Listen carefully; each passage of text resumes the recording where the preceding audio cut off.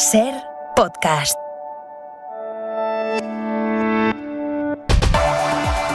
Mucho más frío, se nota que llega el invierno por fin. La ola de frío viene. Sí, y nosotros que trabajamos en la calle, vamos, más que nunca. Han bajado las temperaturas como en torno a 5 grados. Mañana hay previsión de nevadas, no aquí en Madrid, pero sí en la sierra, así que hay que abrigarse. El temporal de frío, nieve y viento que parece haber entrado hoy en España se nota ya en las carreteras. Lo primero, Jaime Orejón de GT, buenas tardes. Muy buenas tardes, precaución porque la nieve afecta hasta ahora 17 vías. Una de la red viaria principal es obligatorio el uso de cadenas en Huesca, la 23 en Sabiñánigo y prohibido el paso a camiones y articulados en esta misma 23 en Nueno y 16 carreteras secundarias afectadas, 11 de ellas obligatorio el uso de cadenas, lo más complicado en Aragón, Castilla y León y Lleida. Además, mucha precaución en toda la zona norte del país por estas lluvias intensas. Por ejemplo, en Ourense, en uno de los pueblos de la provincia, hay una carretera se ha derrumbado por las fuertes lluvias, 40 vecinos incomunicados. Galicia, Lara Salgado.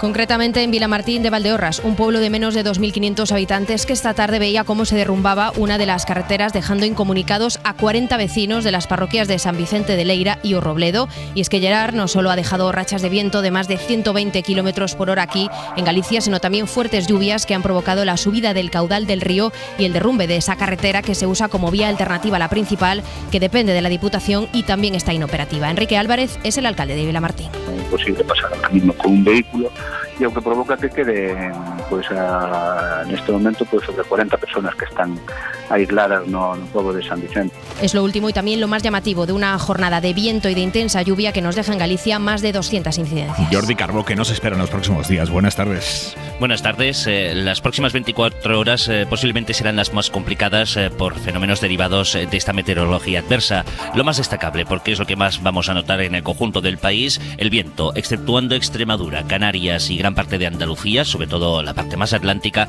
En el resto del país esperamos rachas de más de 80 kilómetros por hora. Hoy ha sido fuerte, mañana lo será más todavía y sobre todo a partir de mediodía. La derivada más clara será el oleaje, de nuevo en el Atlántico y sobre todo Cantábrico, olas de hasta 8 metros. Y la novedad mañana es que van a bajar un poco más las temperaturas y este descenso hará que la precipitación en el Cantábrico sea en forma de nieve en cotas cada vez más bajas. A partir de mediodía, a partir de 300 metros, ya en todo el interior del Cantábrico va a nevar, nevadas además intensas y persistentes, y evidentemente también en prácticamente todos los sistemas montañosos de la península. Y el descenso de temperaturas tan anunciado, porque hasta ahora sí que han bajado, pero ha sido más sensación de frío por el viento, a partir del miércoles, cuando las heladas ganarán protagonismo y en muchos casos fuertes. Nos cuentas más esta noche. Hasta luego, Carbó. Hasta luego. Hay media hora, 25 deportes. Gallego, buenas tardes. Buenas tardes. El piloto Carlos Sainz sufre fractura de 2 vértebras debido al último accidente que sufrió la semana pasada en el Rally Dakar. Las pruebas realizadas hoy en nuestro país han determinado que son fracturas estables y Carlos empieza desde hoy su recuperación. Y recordemos que hoy se cierra la jornada en Primera División. A las 9 juegan el Cádiz y el Elche, 2 equipos que están en puesto de descenso. Así empieza hora 25. Y es muy llamativo el silencio a esta hora del líder de Vox en Castilla y León, Juan García Gallardo, vicepresidente de la Junta de Castilla y León, después de que el presidente, Alfonso Fernández Mañueco, lo haya desautorizado hoy a cuenta del protocolo antiabortista. Gallardo ha insistido por última vez esta mañana, ha insistido en que sí se iba a obligar a los médicos a ofrecerles a las mujeres que quieran abortar el escuchar el latido del feto y una ecografía de 4D.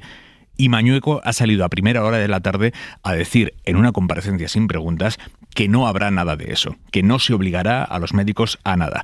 Claro, Mañueco desautoriza ahora a su vicepresidente 4 días después de que Gallardo, Vox, saliera anunciando todo esto y además diciendo que lo tenía pactado con el Partido Popular. Eso decía el líder de Vox. 4 días después, y cuando Mañueco ha visto que hasta su partido, el PP, a nivel nacional, empezaba a difundir que a Mañueco le han metido un gol, que qué mal gestionado ha estado todo esto, ahora sí Mañueco sale hoy y sin posibilidad de que los periodistas le preguntaran nada, él dice que todo lo que anunció su vicepresidente, que de eso no hay nada.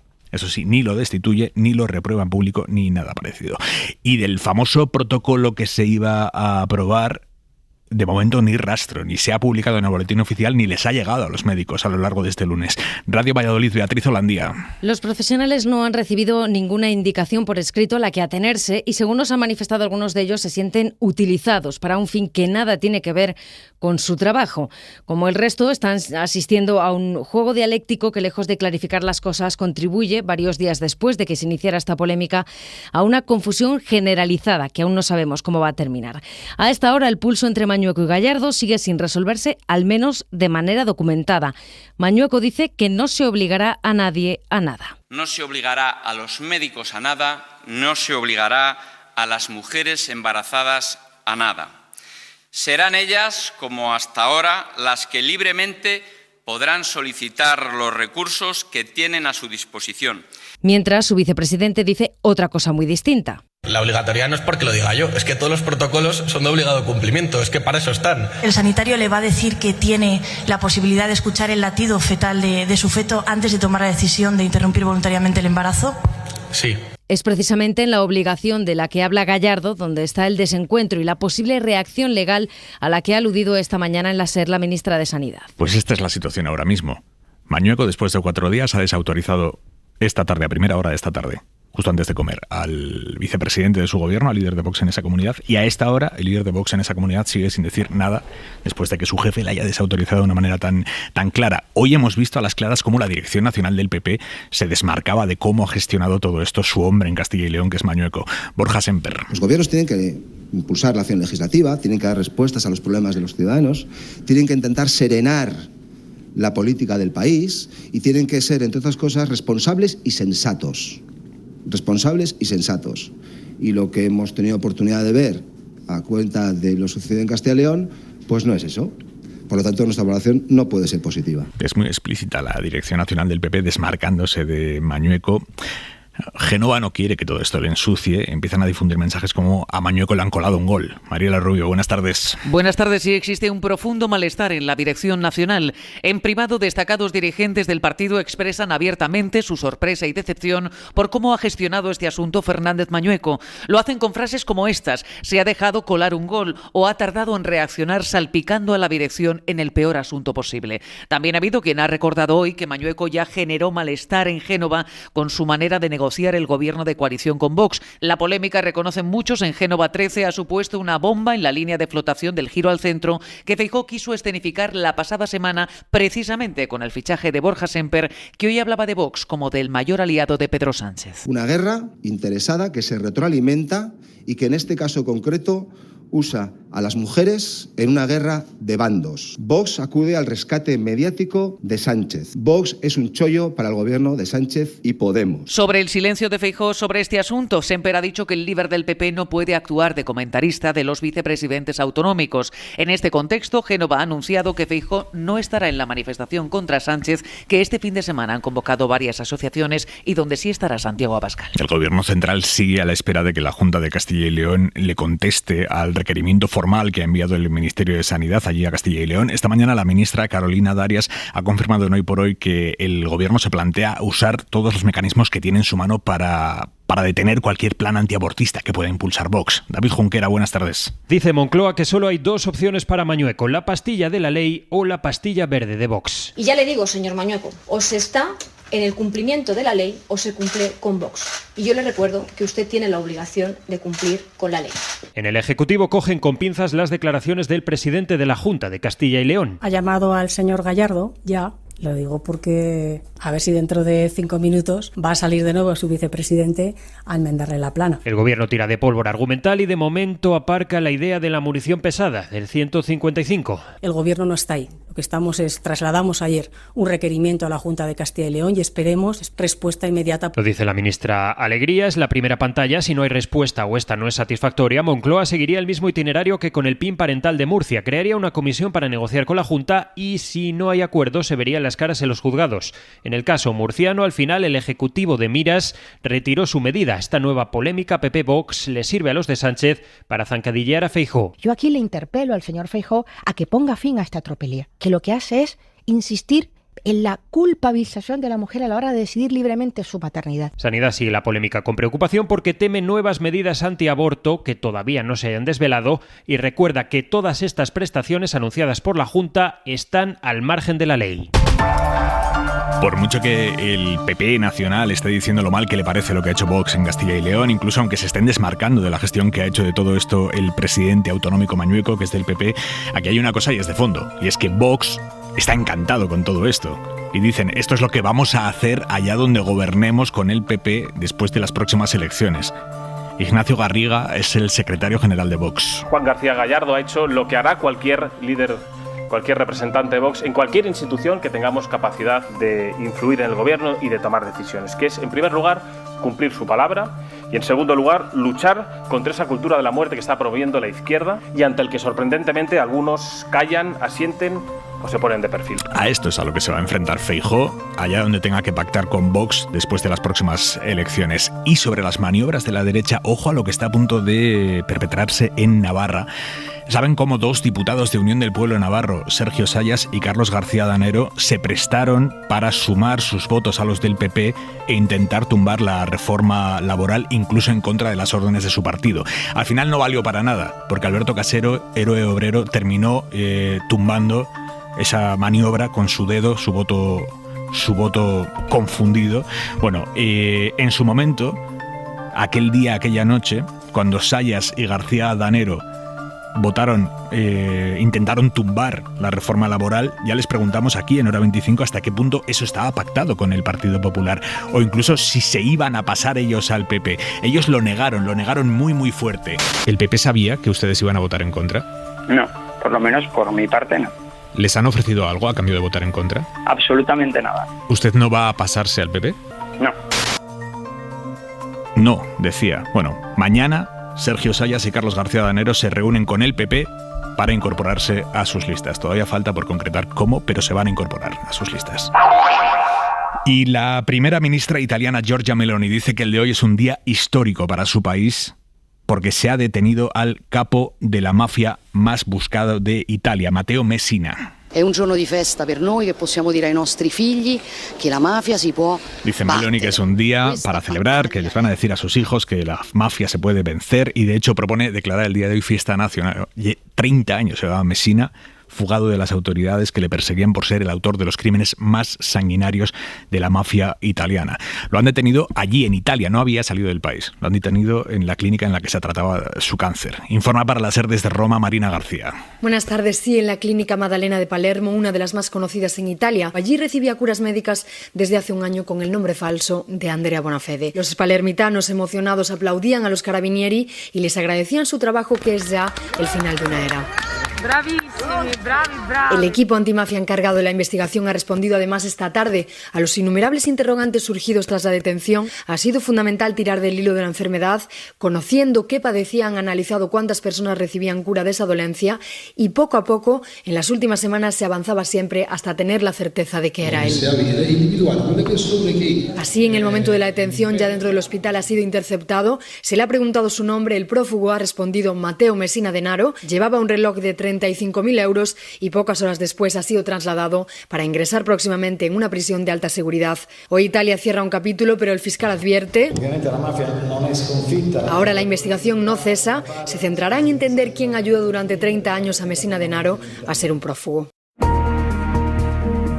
La mafia non è affatto invincibile, è un fatto umano e come tutti i fatti umani ha un inizio e avrà anche una fine.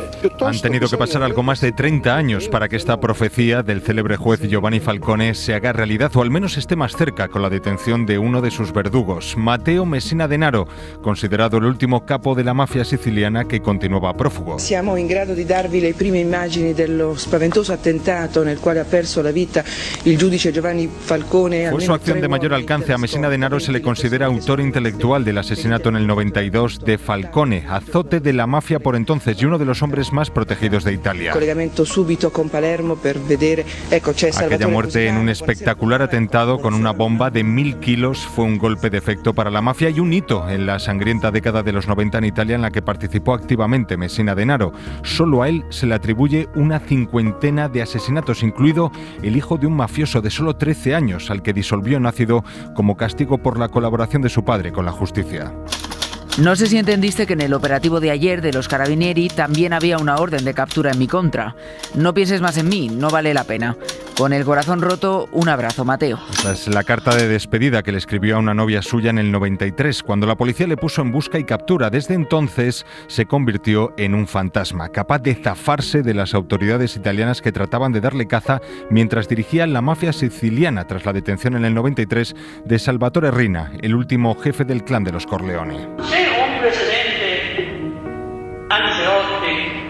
Eran años de sospechas de la connivencia entre la mafia y las altas instancias del Estado italiano, y Messina Denaro ya estaba allí. Siempre lo ha estado. A los 14 años aprendió a manejar un arma, a los 18 cometió su primer crimen.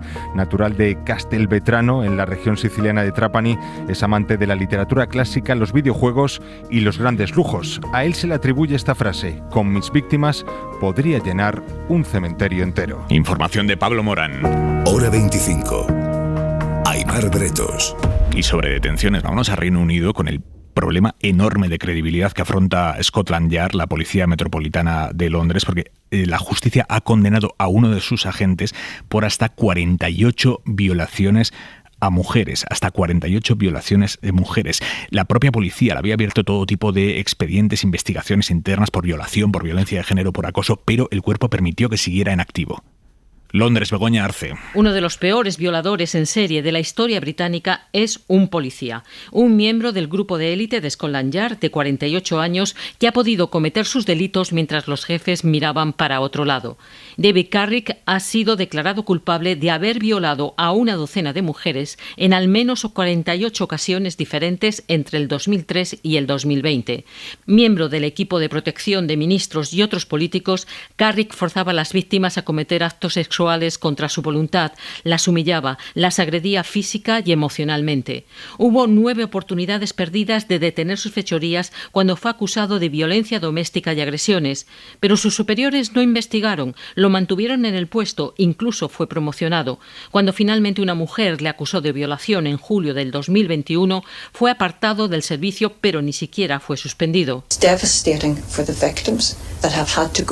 Es devastador para las víctimas por lo que han sufrido a manos de un oficial de policía, decía pidiendo disculpas la asistente del comisioner Barbara Gray ante el nuevo escándalo que envuelve a Scotland Yard. Y allí en Reino Unido una noticia política de consecuencias impredecibles. El gobierno británico ha vetado por primera vez en la historia una ley aprobada por el Parlamento escocés. Ángel Villascusa. El ejecutivo de Rishi Sunak ha anunciado que aplicará así la sección 35 de la ley de autogobierno escocés para que no entre en vigor la ley trans que permite la autodeterminación de género en Escocia. La primera ministra de esa región, Nicola Sturgeon, ha dicho que se trata de un ataque frontal contra el Parlamento democráticamente elegido y que este primer veto abre la puerta a que Reino Unido siga bloqueando leyes escocesas en el futuro. La decisión del gobierno de Sunak amenaza con abrir un choque constitucional sin precedentes con los nacionalistas, que ya plantean celebrar un segundo referéndum en 2024 o unas elecciones plebiscitarias. Hoy que todos los líderes económicos internacionales están reunidos en el foro de Davos, aquí en España el debate político económico tiene que ver con la propuesta de Podemos de congelar, de intervenir los precios de los alimentos, dado que los precios el resto de precios están subiendo a un nivel muchísimo menor que los alimentos, que se están encareciendo mucho más. Dice Podemos, congelemos los precios, intervengámoslos y fijemos como referencia el precio que los alimentos tenían justo antes de la invasión de Ucrania. Javier Ruiz, buenas tardes. Buenas tardes. Sí, no hay debate sobre si la alimentación está ganando más o no. De hecho, el Banco Central Europeo dice... Los beneficios en muchos sectores han aumentado muchísimo. Muchas empresas han podido aumentar sus precios más allá del aumento en costes. Y el gobierno se divide. Yolanda Díaz hoy decía... Los precios de la alimentación son imposibles para las familias españolas y, por tanto, todas las medidas que aportemos a este debate son claves. Básicamente se plantea fijar los precios como estaban en febrero antes de que comenzara la guerra. El lado socialista pide tiempo, lo hacía Pilar Alegría, primero esperar. Creo que también es importante, por tanto, que esperemos a que se desplieguen por completo estas medidas. Y además plantea cuestiones técnicas. Por ejemplo, ¿cuál de las 19 referencias del tomate, cuál de los 19 precios de tomate que hay ahí fuera se interviene? Así que con toda esta batalla, la COE y los empresarios dicen... Bueno, yo creo que los populismos es la peor receta que se pueden dar en un país. Que todo esto es un debate populista que no llegará a ninguna parte. Hora 25. Aimar Bretos. Son las 8:20 de la tarde, las 7:20 en Canarias, y a esta hora se está presentando en Madrid, en el Palacio de la Prensa, el documental M. Es la historia de 14 jóvenes que llegaron solos a España, los mal llamados MENAS. Es un documental que ha producido la Diputación de Cádiz, que ha guionizado el periodista de la cadena SER, Nicolás Castellano, y que relata las vivencias desde que estos chavales llegaron a España, los obstáculos que han tenido que pasar y también los finales, en ocasiones felices. Sonia Ballesteros. Este documental recoge el testimonio de una docena de jóvenes que llegaron a España como menores no acompañados. Me llamo Kane Babadi Siaga, fue uno de los primeros menores que llegó en la patera. Mi nombre es Mohamed, llegué debajo de un camión. Pues yo me metí dentro del motor, en un tráiler. Nos cuentan su viaje siempre difícil, también sus sueños, sus miedos y el abandono administrativo que llega con la mayoría de edad. Cumplí los 18 y ya de ahí ya a la calle. Me echaron, llamaba porque yo no podía ir, porque no sabía dónde voy a ir. No conozco a nadie. Bastante duro, durísimo. Y pese a todos los obstáculos, el documental M, que se estrena en estos momentos en un cine de Madrid con guión de nuestro compañero Nico Castellano, nos cuenta algunas historias de éxito, porque muchos de esos menores han estudiado, conseguido trabajo y alcanzado su objetivo, una vida mejor.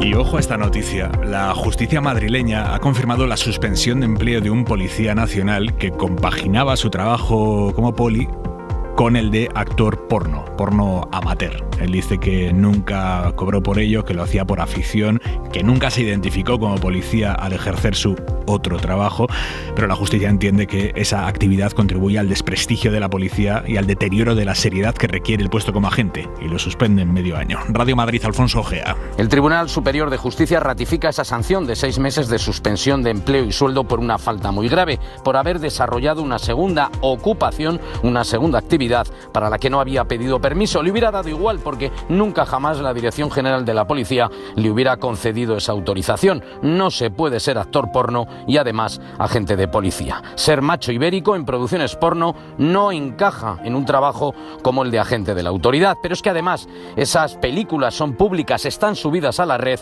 y la identidad de la gente está clara con solo verle la cara, por mucho que los espectadores miren otras cosas. Dicen los jueces que la actividad de actor pornográfico no lleva asociadas las ideas de profesionalidad, seriedad, prestigio y autoridad, características de un funcionario de la seguridad del Estado. Pero aún hay más. La policía es la institución encargada de combatir los delitos de trata de personas y los delitos de explotación sexual. Una lucha que nada tiene que ver con la imagen que el porno ofrece de la mujer.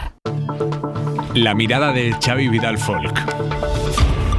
De sabios es rectificar, porque reconocen que se han equivocado y deben enmendar, o al menos es de listos, porque saben que de su error sacarán más maleficios que beneficios. En todo caso, felicidades al PP porque, con una intención o con otra, ha rectificado. El presidente castellano y leonés ha decidido finalmente que no obligará ni sugerirá a los médicos que torturen a las mujeres, a las que están a punto de abortar, para que escuchen los latidos del corazón del feto. Con ello se distancia, al menos aparentemente, de la propuesta de su vicepresidente, un ultra de Vox. Esa inmoral presión estaba copiada de la nueva legislación de Hungría, elaborada por el gobierno semifascista de Víctor Orbán, un marchamo de antiliberalismo y de crueldad. Es probable que la amenaza del gobierno central requiriendo al gobernante del PP a retraerse haya conseguido sus efectos de forma fulminante, so pena de un buen lío judicial. O bien que los cálculos de las ganancias electorales fuesen contraproducentes, es decir, que en vez de mejoras acarreasen pérdidas. Pero no toca juzgar intenciones, sino realidades. Y la realidad es que el Partido Popular ha dado marcha atrás en su medida extremista. Mejor así para todas las mujeres, sin duda alguna. Y que no reincidan.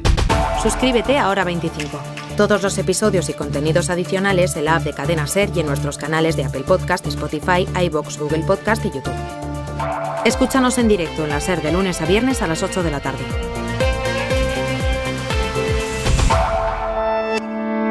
Cadena SER.